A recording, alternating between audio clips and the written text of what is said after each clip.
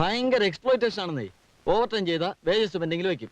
സൂപ്പർവൈസർമാര് ഒരു സേർട്ട് വലിക്കാൻ പോലും സമ്മതിക്കില്ല.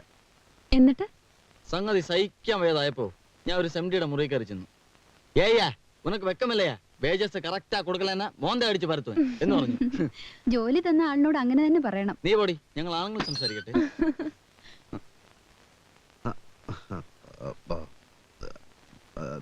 നീ എപ്പോൾ വന്നു? ഉച്ചയ്ക്ക്. നിന്റെ ജോലിയും താമസവും ഒക്കെ സുഖമായിരിക്കുമെന്ന് പ്രതീക്ഷിക്കുന്നു. എപ്പോഴാണ് നിന്റെ മടക്കയാത്ര? നീ നിന്റെ ചേട്ടത്തി അമ്മയെ പരിചയപ്പെട്ടില്ലേ? നിനക്ക് മറ്റ് അസുഖങ്ങളൊന്നുമില്ല എന്ന് കരുതുന്നു. ശോഭേ,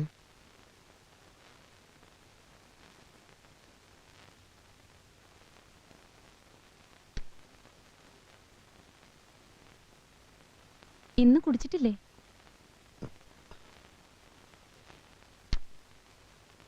നിങ്ങൾ എന്താണ് അവിടെ സംസാരിച്ചുകൊണ്ടിരുന്നത്? പ്രകാശൻ എന്നെ പറ്റി വല്ലതും പറഞ്ഞു?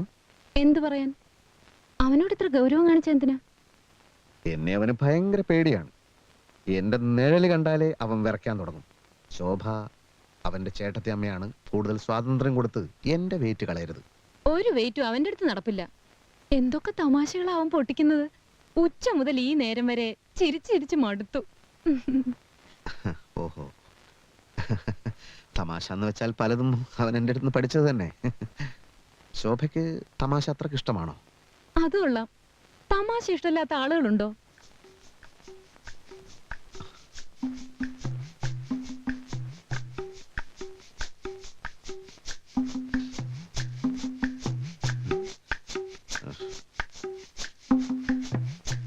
ദാമ്പത്യ ജീവിതത്തില് ഫലിതത്തിന് ഇത്രയും സ്ഥാനമുണ്ടെന്ന് ഞാൻ ഇന്നലെയാണ് മനസ്സിലാക്കിയത്.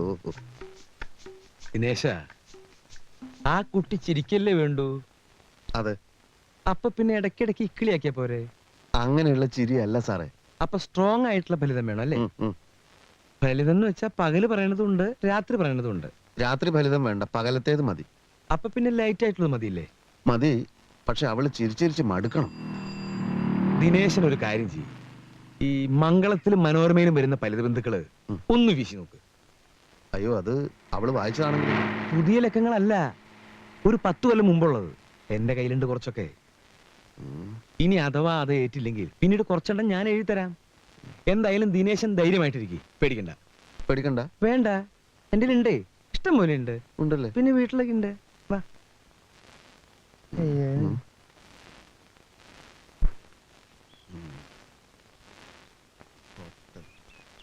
ഹോട്ടലാണെന്ന് കരുതി ബാർബർ ഷാപ്പിൽ കയറിയ വൃദ്ധൻ. എന്തുണ്ട്? കട്ടിങ്ങും ഷേവിങ്ങും രണ്ടും ഓരോ പ്ലേറ്റ് പോരട്ടെ. ഹോട്ടലാണെന്ന് കരുതി ബാർബർ ഷാപ്പിൽ കയറിയ വൃദ്ധൻ. എന്തുണ്ട്? കുടിക്കാൻ വല്ലതും വേണോ? നീങ്ങു വാ.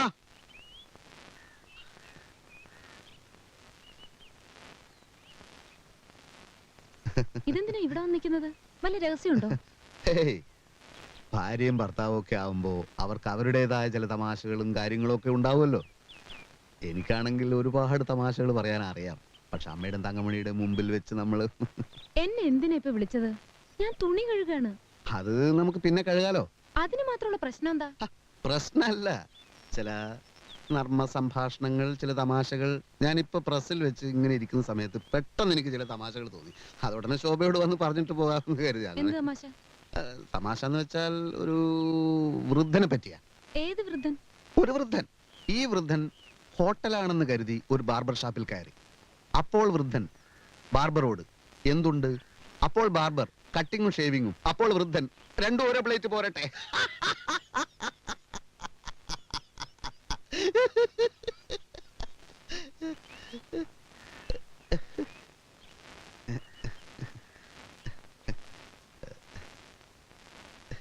ഇതെനിക്ക് ഇപ്പോ പ്രസ്സിൽ വെച്ച് തോന്നിയതാണ്. ദിനേശ് ചേട്ടൻ എന്ത് പറ്റി? ശോഭയ്ക്ക് തമാശ ശരിക്കും അങ്ങോട്ട് മനസ്സിലായില്ല അല്ലേ? എന്നാ പിന്നെ വേറൊരു തമാശ പറയാം. ഇത് എന്തായാലും ശോഭയ്ക്ക് ചിരി വരും. ഭയങ്കര തമാശ. എനിക്ക് തുണി കഴുകണം, അമ്മയ്ക്ക് ദേഷ്യം വരും. എന്ന് വെച്ചാൽ എങ്ങനെയാ? ഇതും കൂടി കേട്ടിട്ട് പോയാൽ മതി. ഇതും എനിക്കിപ്പോ പ്രസ്സിൽ വെച്ച് തോന്നിയ വേറൊരു തമാശയാണ്. പെണ്ണ് കാണാൻ വന്ന പയ്യന്റെ അച്ഛനോട് പെണ്ണിന്റെ അച്ഛൻ ടിഫിൻ കഴിച്ചു കഴിഞ്ഞിട്ട് അഭിപ്രായം പറയാമെന്നാണല്ലോ പറഞ്ഞിരുന്നത്. എന്നിട്ട് എന്താണ് പറയാത്തത്? അപ്പോൾ പയ്യന്റെ അച്ഛൻ ബജ്ജിയിൽ ഉപ്പ് പോരാ.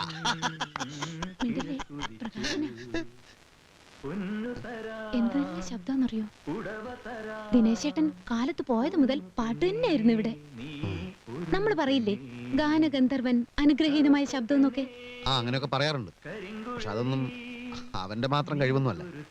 അതൊക്കെ പരമ്പരാഗതമായിട്ടുള്ളതാണ്. എന്റെ അച്ഛൻ പാടുമായിരുന്നു, ഞാൻ പാടും, കുറച്ചൊക്കെ അവനും പാടും. ദിനേശേട്ടൻ ബാത്റൂമിൽ പോലും പാടുന്നത് ഞാൻ കേട്ടിട്ടില്ലല്ലോ. നീ കേൾക്കാത്ത എന്റെ കുറ്റാണോ?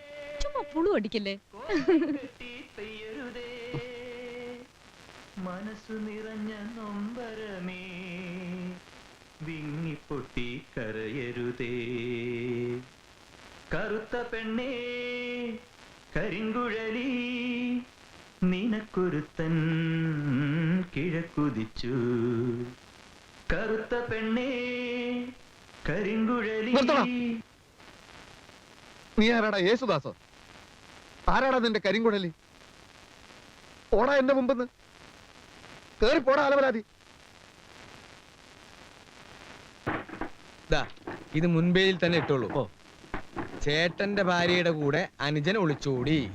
ചെട്ടിത്തറ ആഗസ്റ്റ് 31. ചെട്ടിത്തറ പഞ്ചായത്തിലെ മുകുന്ദൻ നമ്പ്യാരുടെ ഭാര്യ നളിനി അയാളുടെ അനുജൻ കുമാരന്റെ കൂടെ ഒളിച്ചോടി പോയതായി അറിയുന്നു. ഗൾഫിലായിരുന്ന കുമാരൻ നാട്ടിലെത്തി കല്യാണാലോചന നടത്തുന്നതിനിടയിലാണ് ചേട്ടന്റെ ഭാര്യയുമായി പ്രേമത്തിലായത്. ഇതുകൊണ്ട് കമ്പോസ് ചെയ്തോളൂ. ഇതൊക്കെ സത്യം തന്നെയാണോ സാറേ? പിന്നെ ഇങ്ങനൊക്കെ നടക്കൂ? എടോ, സമയവും സന്ദർഭവും ഒത്തുവന്ന അനുജൻ ചേട്ടന്റെ ഭാര്യയെ തട്ടിക്കൊണ്ടുപോകും, ചേട്ടൻ അനുജന്റെ ഭാര്യയെ തട്ടിക്കൊണ്ടുപോകും. അതിപ്പോ തന്റെ ഭാര്യ ആയാലും ശരി, എന്റെ ഭാര്യ ആയാലും ശരി, സാഹചര്യം കിട്ട ഏത് പട്ടിയുടെ കൂടിയും പോകും അല്ലേ? ആ ആ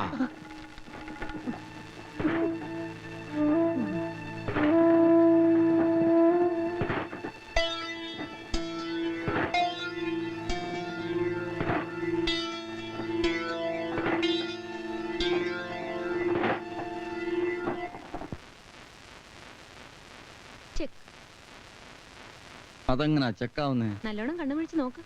ഓ, ആനച്ചക്കാണല്ലേ. ഇപ്പൊ ശരിയാക്കി തരാം. അത് പറ്റില്ല. ഈ കുതിരയെ പോലെ എങ്ങനെയാ മന്ത്രി ചാടുന്നേ? ചെസ്സിൽ അങ്ങനെയൊന്നുമില്ല. എങ്ങനെ വേണം മൂവ് ചെയ്യാം? അത് പറ്റില്ല. കള്ളക്കളി ഞാൻ സമ്മതിക്കില്ല. ശരി, കൈയെടു. പുതിയൊരു മൂവ്മെന്റ് നടത്താം.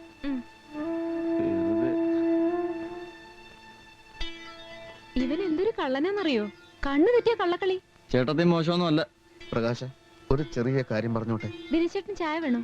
വേണ്ടി വന്നേക്കും.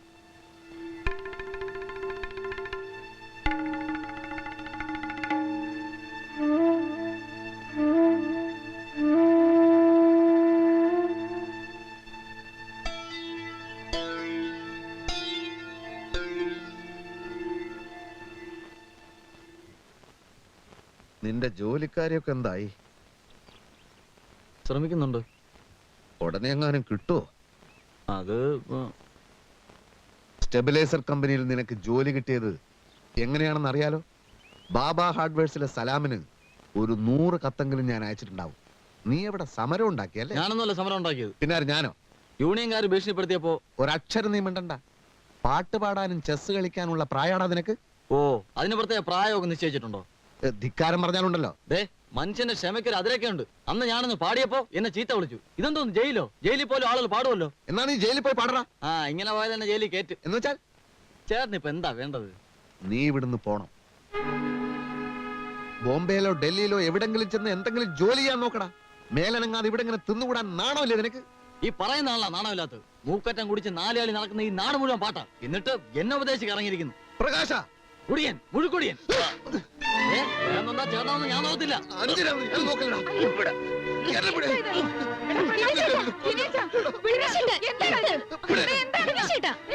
ഞാൻ എന്ത് ചേട്ടാ എന്റെ തലേ കറന്ന്? കുറച്ചു ദിവസമായി തുടങ്ങിയിട്ട്. ഞാൻ ഈ വീട്ടിൽ നിന്ന് പോണോന്ന്.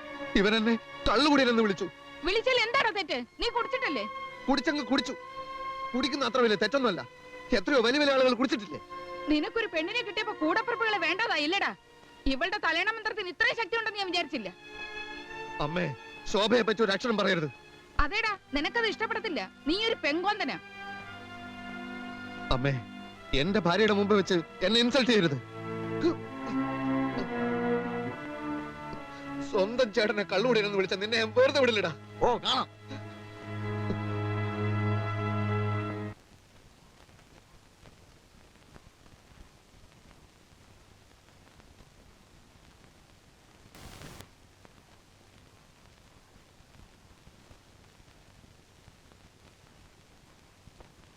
വർക്ക് ചെയ്ത് ക്ഷീണിച്ച് അവശനായി വരുന്ന ഒരു ഭർത്താവിനോട് ഒരു ഭാര്യ ഇങ്ങനെ പെരുമാറുക? ഒരാശ്വാസവാക്ക്, മനസ്സ് കുളിർപ്പിക്കുന്ന ഒരു പുഞ്ചിരി, അല്ലാതെ മുഖവും കുറിപ്പിച്ച് അകത്ത് കയറിയിരിക്കല്ല വേണ്ടത്. ദിനേശേട്ടാ, ഞാൻ വന്നേ പിന്നെ ദിനേശേട്ടൻ വല്ലാതെ മാറിയിട്ടുണ്ടോ?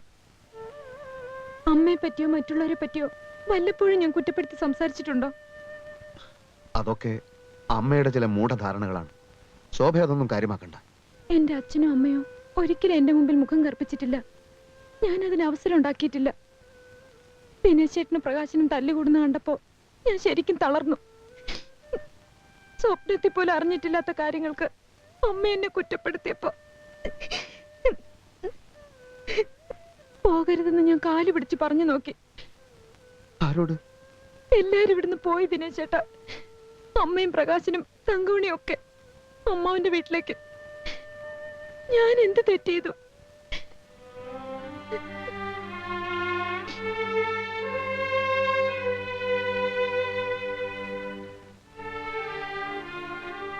ശോഭ ഒരു തെറ്റും ചെയ്തിട്ടില്ലെന്ന് എനിക്കറിയാലോ.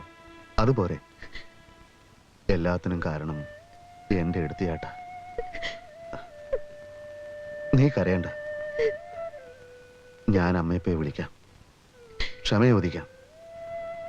തെറ്റുകാരൻ ഞാനാണ്, വേറെ ആരുമില്ല.